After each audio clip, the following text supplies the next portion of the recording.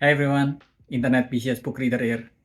Today I want to talk about Paris, the memoir by, well, Paris Hilton. First thing first, this might come as a surprise for you, but trigger warning on this book for what could happen when your parents throw you into a cult-based facility. Violence, SA, and all different kinds of abuse. I think whether you hate her or love her, you must have at least heard the name Paris Hilton. And in my opinion, it is easier to find people who hate her than love her. Because there was time where hating on Paris Hilton is the cool thing to do. Which, to be fair, some of them are criticism because of how privileged and tone deaf she can be, at least in the past. Privileged and tone deaf, two words that a lot of people also use to describe Paris Hilton. And it is easy to just scoff at this book when you saw it on a bookstore and just move on with your life. Because most books from people like her are mostly just self-aggrandizing or self-pity just for the sake of backhanded compliment or worse, both. But if you try to read this book, there is some depth to her story and her life that is worth it to read. Immediately at the start of the book, it can be misleadingly annoying when it opens with, "It's June 2022 and I'm having one of my best weeks ever. My friend Christina Aguilera, my neighbor, invited me to be one of her top secret special guests at LA Pride." A use of name drop that is so eye-roll inducing, you might miss the part where she mentioned that she had ADHD almost her entire life. And that is the way this book is written, partly looking at the brain of someone with ADHD scattered. There are moments that feels like she's just flaunting her vanity with famous name and famous brand, and those moments also contain her insecurities. The book very much embraces the chaotic nature of ADHD, and while it is as linear as it can be, it is also easy to miss a lot of details in the book that are actually more important than the main story, for a lack of better words. He said that's common among people who live with ADHD, not people who suffer from ADHD, not people afflicted with ADHD, people who live with ADHD. She then continued with how she grew up with undiagnosed ADHD. Here's the thing that people often miss regarding a tone-deaf rich white girl. They are often raised by tone-deaf rich white parents. She was still a child when a teacher at school is trying to groom her, and when her parents found out, it is Paris Hilton, the little girl, the one that the parents blame, and not the adult, the teacher.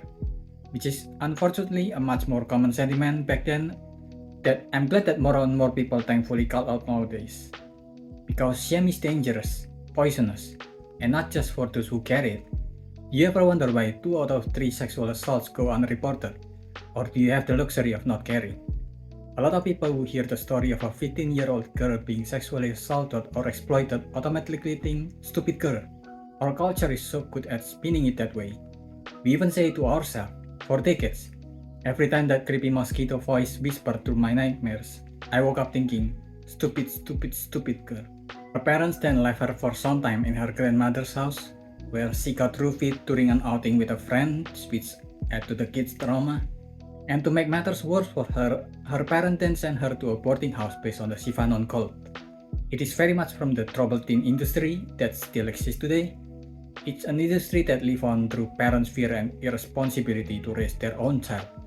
So instead of having to face the uncomfortableness of having to educate your own children and maybe failing, send them to this educational facility.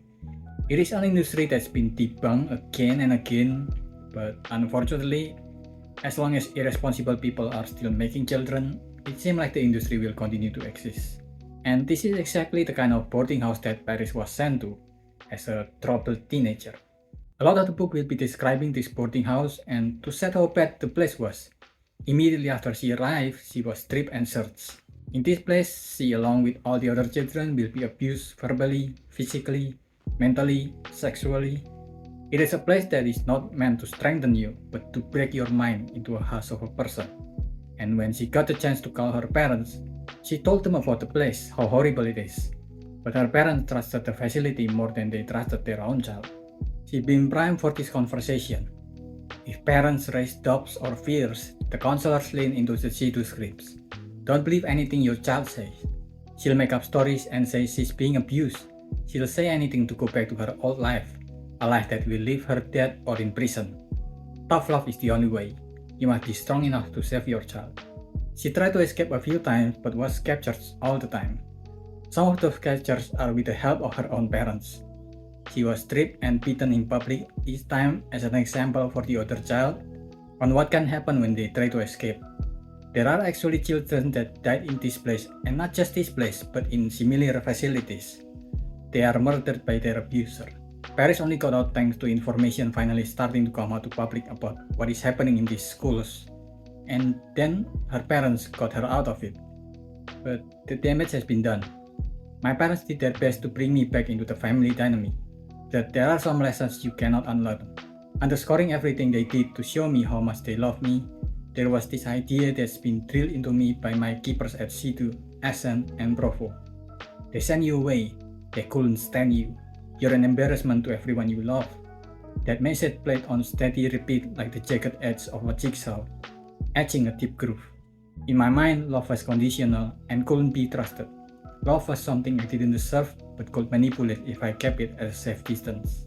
The rest of the book will cover a lot of the trauma that she'll have to deal with and how she becomes stuck with her fake voice for so long as part of her defense mechanism, and how she learned to process all of that and learn to accept herself and finally accepting to use her own voice in public.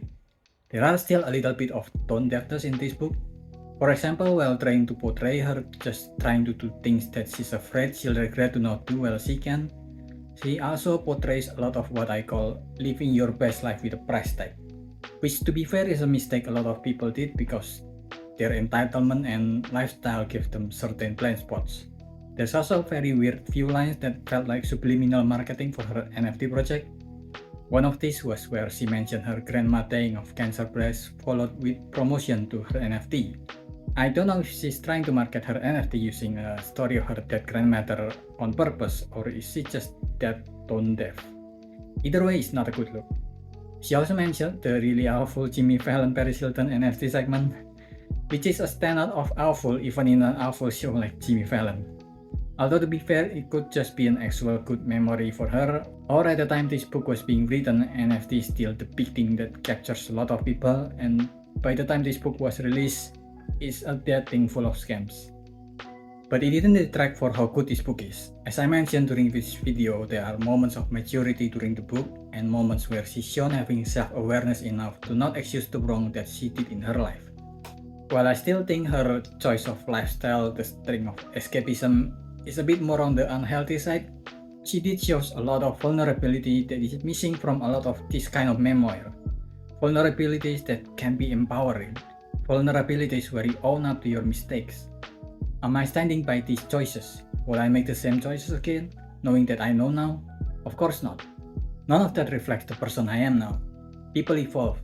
We have the capacity to learn, and we all make mistakes when we're young. We have to let go of the see to dirt list mentality and find a way to do accountability and grace at the same time. They don't match, but they go together. You wake up one morning and say, wow, that was not a good look. You make it right if you can. You apologize in private where it counts, in public if it helps, and then you move on. I'm not pretending to be like the Dalai Lama in Lofoten here. I'm just saying, grace is available to all of us if we make it available to each other. Well, some people might think that that's not enough, but I think that at least deserves some praise and recognition. I'm not saying that she will never do anything out of touch again, because I don't think no one is able to do that. But she's shown that she can actually learn from her mistake, and if we all can be so lucky, maybe Paris Hilton might be a force to add good to the world. But for now, at least this book and its content is good. It can be a bit difficult to read, not just because of its trigger warnings, but also because of the ADHD nature of the writing. But it's definitely worth your time. That's about it.